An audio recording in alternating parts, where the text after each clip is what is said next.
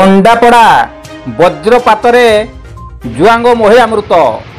କେନ୍ଦୁଝର ଜିଲ୍ଲା ଘଟଗାଁ ବ୍ଲକ ପଣ୍ଡାପଡ଼ା ଥାନା ପଣ୍ଡାପଡ଼ା ପଞ୍ଚାୟତ ଧରାପଡ଼ା ଗ୍ରାମରେ ବଜ୍ରପାତରେ ଜଣେ ଜୁଆଙ୍ଗ ମହିଳାଙ୍କ ମୃତ୍ୟୁ ହୋଇଛି।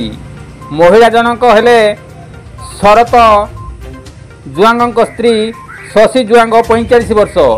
ତାଙ୍କ ସହିତ ଅନ୍ୟ 2 ଜଣ ମଧ୍ୟ ଆହତ ହୋଇଥିଲେ। ସେ ବିଲରେ କାମ କରୁଥିବା ବେଳେ ଅପରାହ୍ନରେ ବର୍ଷା ସହିତ ବଜ୍ରପାତ ହେବାରୁ ତାର ମୃତ୍ୟୁ ହୋଇଛି।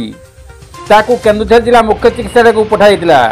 ସେଠାରେ ଡାକ୍ତର ତାଙ୍କୁ ମୃତ ଘୋଷଣା କରିଛନ୍ତି। ପଣ୍ଡାପଡ଼ା ଥାନା ପୁଲିସ ପହଞ୍ଚି ମୃତଦେହକୁ ଉଦ୍ଧାର କରି ପିଏମ୍ ପାଇଁ ପଠାଇଛି। ମହିଳାଙ୍କ ଫଟୋ ଆମେ ଦେଖାଇ ପାରୁନୁ।